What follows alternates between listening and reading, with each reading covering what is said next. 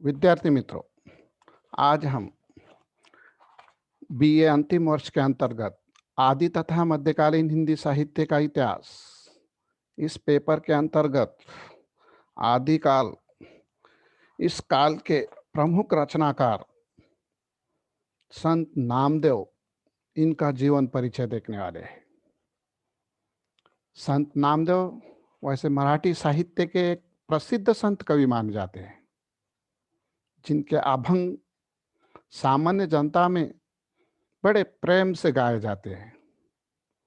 इन्होंने हिंदी में भी कविताएं लिखी है। दोहे पद इनके देखने के लिए मिलते हैं। इस भांति वे हिंदी साहित्य के इतिहास में भी कवि एवं संत रूप से मान्य किए गए हैं।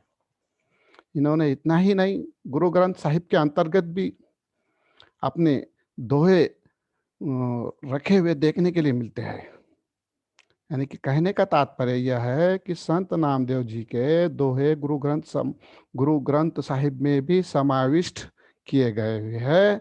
इनका जन्म हमें दिखाई देता है नरसी बामणी नामक गांव में, मराठवाड़ा के महाराष्ट्र में 26 अक्टूबर 1270 कार्तिक शुक्ल एकादशी संवत 1327 रविवार को सूर्योदय के समय हुआ है। महाराष्ट्र के सातारा जिले में कृष्णा नदी के किनारे बसा नरसी बामनी गांव उनका पैतृक गांव है। संत शिरोमणि श्री नामदेव जी का जन्म सिंपी मराठी में कहते हैं और राजस्थानी में छिप्पा, यानी हिंदी में हम उसे दर्जी, है ना, इस परिवार में हुआ है। इनके पिता का नाम दामा सेठ था और माता का नाम गोनाई। इनका परिवार भगवान इट्टल का परम भक्त था। नामदेव की भाषा के परिष्करण के संबंध में उनका कथन है कि, प्रोफेसर रानाडे का मत यहाँ पर हम नामदेव के भाषा के संबंध में व्यक्त कर रहे हैं कि उनका काव्य शताब्दियों तक मौखिक रूप में रहा है, अतः उसमें समय समय पर संशोधन होता रहा है। यही कारण है कि जनता की श्रद्धा और काव्य पाठ के सार्वजनिक प्रचार ने भाषा को आधुनिकता का रूप दे दिया। अब देख लीजिए, हमने पहले ही देखा, मैंने आपको बताया कि मूल रूप से ये महाराष्ट्रियन मराठवाड़े के संत कवि है। मराठी भाषा में इनका साहित्य देखने मिलता है, साथ ही साथ हिंदी में भी है। गुरु ग्रंथ गोविंद साहिब में भी इनका जो है तो क्या है, पदों को दोहों को हम देख सकते हैं। ख्याति प्राप्त ये जो है तो क्या है, दर्जी के घर के, मराठी में जैसे कि सिंपी कहते हैं और राजस्थानी में भी मैंने आपको बताया छिपा कहते हैं। इस जाति से संबंधित रखने वाले ये संत कवि है। नामदेव दम शेट्टी नामक दर्जी के पुत्र थे, इसीलिए वे सिंपी जाति से क्या है, प्रसिद्ध हुए हैं। उनका विवाह राजाबाई से हुआ है। उनकी पत्नी का नाम राजाबाई है, जिनसे इनको 4 पुत्र हुए, जिनके नाम नारायण, महादेव, गोविंद और विठल है। इनकी मृत्यु 80 वर्ष की अवस्था में सन 1350 में हुई और इनकी समाधि पंढरपुर के अंतर्गत बनाई गई है। संत शिरोमणि श्री नामदेव जी की नाना जी का भी नाम गोमाजी और नानी जी का नाम उमाबाई था। संत नामदेव जी ने विशोबा खेचर को गुरु के रूप में स्वीकार किया था और इनके जन्म स्थान पैठन था, जो पंढरपुर से 50 कोस दूर औड़ा नागनाथ नामक प्राचीन शिव क्षेत्र में है। इसी मंदिर में उन्हें संत शिरोमणि श्री नामदेव जी को शिक्षा दी गई और अपना शिष्य बनाया गया। देख लीजिए, पिता की नेकी का असर पुत्र पर भी पड़ता है और वही यहाँ इनके संबंध में देखने के लिए मिलता है, क्योंकि इनके पिताश्री भी जो है तो बड़े धार्मिक आध्यात्मिक व्यक्ति थे, और उनका प्रभाव अपने पुत्र पर देखने के लिए मिलता है। और उन्होंने उन्हें जैसे उनके जो गुरु है विशोबा खेचर, इनके पास ज्ञान दान के लिए, शिक्षा के लिए वहाँ पर रखा था। तो वहाँ उन्होंने शिक्षा वगैरह आत्मसात करते करते संत ज्ञानेश्वर के समकालीन वे हुए हुए हैं, और उनसे उम्र में लगभग 5 वर्ष वो बड़े थे। पिता के नेकी का असर मैंने आपको बतलाया कि पुत्र पर भी पड़ता है। साधु संत के पास बैठकर उनसे उपदेश भरे वचन सुनना, उनके गांव में देवताओं का मंदिर था, और जिसे विरोभादेव का विरोभादेव का मंदिर भी कहा जाता था। वहां जाकर ये लोगों के साथ जो है तो भजन मंडली में इसमें उसमें बैठा करते थे। इतना ही नहीं, ये बड़ों का देखा देखी ये बालक नामदेव जो है वो भी बच्चों को इकट्ठा करते थे और भजन कीर्तन करवाते थे। सभी उसको भी शुभ बालक कहते थे।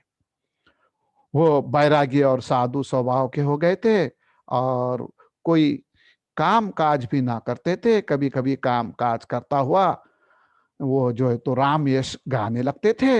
एक दिन उनके पिताजी ने उनसे कहा कि बेटा कुछ काम वाम करो, अब आप बड़े हो गए हो, कारोबार करो, कारोबार नहीं करेंगे तो गुजारा कैसे होगा, है ना। आजकल हमको दैनिक जीवन में जीने के लिए, रोजमर्रा की जिंदगी की जरूरतें पूरे करने के लिए जो है तो क्या है, काम करना पड़ता। और धर्म अर्थ काम मोक्ष, ये 4 पुरुषार्थ भी है ना। अर्थार्जन उसके बिना असंभव है। और उन्होंने कहा उनके पिता ने नामदेव जी से कि अब तुम्हारा विवाह भी हो चुका है, विवाह तो आपने कर दिया। नामदेव बोले लेकिन मेरा मन तो भक्ति में ही लगा हुआ है, क्या करूं। जब मन नहीं लगता तो ईश्वर आवाजें मारता रहता, बेटा भक्ति भी करो, भक्ति करना कोई गलत कार्य नहीं है, पिता ने उनके कहा। लेकिन जीवन निर्वाह के लिए रोजी भी जरूरी है, और वो भी कमाया करो, ईश्वर रोजी में बरकत डालेगा। नामदेव जी की शादी छोटी उम्र में हो गई थी। जैसे कि प्राचीन काल में यह हमें दिखाई देता है कि स्वतंत्र पूर्व काल में आप देखें तो पता चलता है कि बाल विवाह भारत में प्रचलन में था, और लोग जो है तो क्या है कम आयु में विवाह किया करते थे। उनकी पत्नी का नाम राजाबाई था। नामदेव का कर्म धर्म भक्ति करने को भी जो है तो क्या है वो कार्य करती थी, और उन्हें व्यापार कार्य में लगाने के लिए भी वो जो है तो क्या है प्रयास करती थी। अब देख लीजिए एक नामदेव जी के जीवन संबंध के बारे में जो है तो एक प्रसंग यहाँ पर आया हुआ है, और उनके शिष्य ने उनसे जो है तो इस प्रकार का वार्तालाप किया हुआ है, प्रश्न निर्माण किया हुआ है, उसका मैं यहाँ पर जिक्र करते हुए इनके नामदेव जी के जीवन परिचय पर प्रकाश डालने का प्रयास कर रहा हूँ। एक बार संत नामदेव अपने शिष्य को ज्ञान भक्ति का प्रवचन दे रहे थे। तभी श्रोताओं में बैठे किसी एक शिष्य ने एक प्रश्न किया, गुरुवर हमें बताओ, ईश्वर हमें बताओ, या हमें बताया गया है कि ईश्वर हर जगह जो है तो क्या है मौजूद है, ईश्वर हर जगह मौजूद है। इस प्रकार का हमें जो है तो क्या है सवाल किया गया। तो हमें बताई कि यदि ऐसा है तो वो हमें कभी दिखाई क्यों नहीं देता, हम कैसे मान ले कि वो सचमुच है, और यदि वो है तो हम उसे कैसे प्राप्त कर सकते हैं। नामदेव मुस्कुराए और एक शिष्य को एक लोटा पानी और थोड़ा सा नमक लाने का आदेश दिया। उस शिष्य से कहा, पुत्र तुम नमक को लोटे में डालकर मिला दो। संत ने बोला, बताइए क्या इस पानी में किसी को नमक दिखाई दे रहा है। सबने नहीं में सिर हिला दिया। ठीक है, अब कोई जरा इसे चख कर देखे, क्या चखने पर नमक का स्वाद आ रहा है। संत ने पूछा। तो सबने सिर हिला दिया, जी हाँ। एक शिष्य पानी चखते हुए बोला, आ रहा है। अच्छा, अब जरा इस पानी को कुछ देर उबालो। संत ने जैसे निर्देश दिया, कुछ देर बाद तक पानी उबलता रहा, और जब सारा पानी भाप बनकर उड़ गया तो संत ने पुनः शिष्य को लोटे में देखने को कहा और पूछा, क्या अब आपको इसमें कुछ दिखाई दे रहा है? तो शिष्य बोला, क्या बोला देख लीजिए। जी, हमें नमक के कण दिखाई दे रहे। एक शिष्य के कहने पर संत मुस्कुराए और समझाते हुए बोले, जिस प्रकार तुम पानी में नमक का स्वाद तो अनुभव कर पाए पर उसे देख नहीं पाए, उसी प्रकार इस जग में तुम ईश्वर हर जगह दिखाई नहीं देता पर तुम उसे अनुभव कर सकते हो। और जिस तरह अग्नि के ताप से पानी भाप बनकर उड़ गया और नमक दिखाई देने लगा, उसी प्रकार तुम भक्ति, ध्यान और सत्कर्म द्वारा अपने विकारों का अंत कर भगवान को प्राप्त कर सकते हो। इस प्रकार उन्होंने अपने शिष्यों के सामने जो है तो क्या बात रखी, और शिष्यगण को हमें दिखाई देता है कि इस प्रसंग से उन्होंने जो है तो समझाने का प्रयास किया हुआ देखने के लिए मिलता है यहाँ पर। अब उसके बाद देख लीजिए, आपको पता चलता है कि संत जी जो है, मैंने इससे पहले बताया था आपको कि एक कथा और उनसे सुनी हुई है, और उसको मैं यहाँ पर जो है तो उल्लेख उसका करना चाह रहा हूँ कि नामदेव महाराष्ट्र तीर्थ यात्रा पर गए हुए थे। यात्रा में कहीं पर एक वृक्ष के नीचे उन्होंने रोटियां बनाई, और सामने से घी लेने के लिए पीछे घूमे तो इतने में ही एक कुत्ता आकर मुंह में रोटी लेकर भाग गया। नामदेव जी महाराज ने घी लेकर देखा कि कुत्ता रोटी लेकर भाग रहा है, तो वे भी हाथ में घी का पात्र लिए हुए उसके पीछे भागते हुए कहने लगे, हे मेरे नाथ, आपको ही तो ये भोग लगाना है, फिर रोटी लेकर क्यों भाग रहे हो? रोटी पर थोड़ा घी तो लगाने दीजिए। नामदेव जी के ऐसा कहने ही कुत्ते से जो है तो भगवान प्रकट हो गए। देख लीजिए, इस प्रकार की उनके जीवन के संबंध में एक किंवदंती भी है कि उन्होंने जो है तो कुत्ते को रोटी लेकर दौड़ रहा था, शायद उनकी रोटी लेकर कुत्ते के रूप में भगवान उनका क्या इम्तिहान ले रहे थे। इस प्रकार की किंवदंती भी हमें उनके जीवन से संबंधित देखने के लिए मिलती है। नामदेव महाराष्ट्र के प्रसिद्ध संत हो गए हैं। इनके समय में नाथ और महानुभव पंथ का महाराष्ट्र पर प्रचार था। नाथ पंथ अलख निरंजन की योग परक साधना का समर्थक था, तो भाई आडंबरों का विरोधी था। और महानुभव पंथ वैदिक कर्मकांड तथा भौदेव उपासक का विरोधी होते हुए भी मूर्ति पूजा को सर्वथा निषिद्ध नहीं मानता था। इनके अतिरिक्त महाराष्ट्र में पंढरपुर के विठोबा की उपासना भी प्रचलित थी, और सामान्य जनता प्रतिवर्ष आषाढ़ी और कार्तिकी एकादशी को उनके दर्शनों के लिए पंढरपुर की वारी, जिसे यात्रा कहते हैं, किया करते थे। यह प्रथा आज भी प्रचलित है। आज भी हम देखते हैं कि पंढरपुर को ये जो है तो लोग जो है ना, हर गांव से, ग्राम से लाल झंडे वगैरह लेके, डिंडिया वगैरह लेके निकल पड़ते हैं, और वो आषाढ़ी कार्तिक को जो है तो इनके जो है तो ताफे के ताफे, उनके समूह के समूह पंढरपुर की ओर बढ़ते हुए हमें आज भी देखने के लिए मिलते हैं। विठलोपासना का यह पथ या पंथ वारकरी संप्रदाय कहलाता है। नामदेव इसी संप्रदाय के प्रमुख संत माने जाते हैं। यानी कि सार रूप में हमें यहाँ ये कहना है कि ये विठल उपासक लोग जो है क्या है, वारकरी संप्रदाय के हैं, उनका पंथ वारकरी है, और इसके वे क्या है, प्रमुख संत कवि के रूप में हमारे सम्मुख आते हैं। ज्ञानेश्वर और नामदेव उत्तर भारत के साथ साथ यात्रा कर चुके हैं। देखिए, ज्ञानेश्वर और नामदेव समकालीन कवि, मैंने कहा था, ये दोनों ने क्या है, उत्तर भारत की भी यात्रा साथ साथ की हुई है। ज्ञानेश्वर मारवाड़ में कोलदर्जी नामक स्थान तक ही नामदेव के साथ गए। वहां से लौटकर उन्होंने आलंदी में शके 1218 में समाधि ले ली। ज्ञानेश्वर के वियोग से नामदेव का मन महाराष्ट्र से उचाट गया और वे पंजाब की ओर चल गए, और गुरुदासपुर जिले के घोभाना नामक स्थान पर आज भी नामदेव जी की के मंदिर विद्यमान है।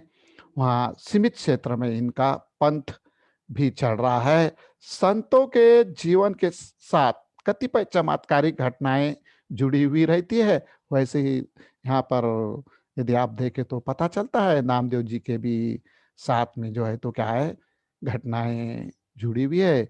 इधर उससे अपवाद कबीर रही है, कबीरदास जी के भी जीवन संबंधित कुछ किंवदंतियाँ, चमत्कार, रचनाएँ वगैरह जुड़ी हुई है।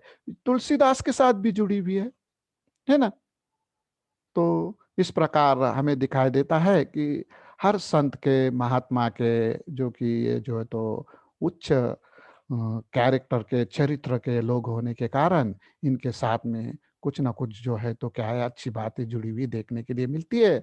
नामदेव के चरित्र में भी सुल्तान की आज्ञा से इनका मृत गाय को जिलाना, पूर्व अभिमुख अवाढ्य नागनाथ मंदिर के सामने कीर्तन करने पर पुजारी के आपत्ति उठाने के उपरांत इनके पश्चिम की ओर जाते ही उसके द्वार का पश्चिम मुख हो जाना, विट्ठल की मूर्ति का इनके हाथ दुग्धपान कराना आदि घटनाएं इसमें हमें देखने के लिए मिलती है, जो कि समाविष्ट है महाराष्ट्र से लेकर पंजाब तक विट्ठल मंदिर के महाद्वार पर शके 1272 में समाधि ले ली है। अब देख लीजिए 1296 में आलंदी में ज्ञा ज्ञानदेव ने समाधि ली, यानी ज्ञानेश्वर ने समाधि ले ली और तुरंत बाद ज्ञानदेव के बड़े भाई तथा गुरु ने भी योग क्रिया द्वारा समाधि ले ली। इसके 1 महीने बाद ज्ञानदेव के दूसरे भाई सोपान और 5 महीने पश्चात मुक्ताबाई भी समाधिस्थ हो गए और नामदेव अकेले हो गए। उन्होंने शोक और विरह में समाधि के अभंग लिखे और इस हृदय विदारक अनुभव के बाद नामदेव घूमते हुए पंजाब के भट्टीवाला स्थान पर पहुंचे और फिर वहाँ घुमान जिला गुरुदासपुर नामक नगर उन्होंने जो है तो बसाया हुआ देखने के लिए मिलता है। तत्पश्चात मंदिर बनाकर यहीं तप किया। विष्णु स्वामी, परिसा भागवते, जनाबाई, चोखा मेला, त्रिलोचन आदि को नाम ज्ञान की दीक्षा दी। संत नामदेव अपने उच्च कोटि के आध्यात्मिक उपलब्धियों के लिए भी विख्यात है। चमत्कारों के सर्वथा वे विरुद्ध थे। वो मानते थे कि आत्मा और परमात्मा में कोई अंतर नहीं है तथा परमात्मा की बनाई हुई इस भूमि की सेवा करना ही सच्ची पूजा है और इसी से साधक भक्त को दिव्य दृष्टि प्राप्त हो सकती है। सभी जीवों का सृष्टा एवं रक्षक, पालन करता विट्ठल ही है, जो इन सब में मूर्त भी है और ब्रह्मांड में व्याप्त अमूर्त भी है। अब देख लीजिए कि इनकी जो है तो विट्ठल संप्रदाय के प्रति जो है तो आस्था थी, उसके माने हुए कवि भी थे और इन्होंने इस दिशा में कार्य भी किया। और इनके समय में जैसे कि मैंने इससे पहले बताया था आपको, नाथ और महानुभव संप्रदाय महाराष्ट्र में क्या है चल रहे थे। और इस प्रकार यदि आप देखें तो पता चलता है उनका मार्ग, इनका मार्ग जो है तो कुछ थोड़ा बहुत उसमें फर्क था। बाकी तो क्या है, सारी बातें समान रूप में देखने के लिए मिलती थी। संत नामदेव अपनी उच्च कोटि की आध्यात्मिक उपलब्धियों के लिए भी क्या है, विख्यात है। और मैंने कहा कि वो चमत्कार से सर्वथा दूर रहा करते थे। वे मानते थे कि आत्मा और परमात्मा में कोई अंतर नहीं है और ये परमात्मा के कारण ही हमें दिखाई देता है कि ये जो है तो भूमि और सृष्टि, ये संसार जो बनाया हुआ है, उसकी पूजा, उसकी साधना और उसका सही कार्य ही उसका क्या है, सही जीवन है। और वे 80 वर्ष की आयु तक इस संसार में गोविंद के नाम का जप करते करते सन 1350 ईस्वी सन में नामा स्वयं भी इस भव सागर से क्या है पार चले गए, यानी उनका जो है तो क्या है देहांत हो गया और वो परलोक सिधार गए। परलोक सिधारने से पूर्व इन्होंने विट्ठल संप्रदाय के अंतर्गत बड़े पैमाने पे काम किया और काम करते करते इन्होंने ढेर सारे लोगों को अपने साथ जो है तो संगठित किया था, जिनमें जो है तो अ, निचले और अगड़े-पगड़े जातियों के भी ढेर सारे लोग हमें देखने के लिए मिलते हैं। जिसमें देखिए गोरा कुंभार है, चोखा मेला है, जनाबाई है, कानो पात्रा आदि के नाम हम यहाँ पर ले सकते हैं और इस प्रकार हम यहाँ पर नामदेव जी के स्थूल जीवन परिचय का आपके सामने जो है तो ब्यौरा प्रस्तुत कर चुके हैं।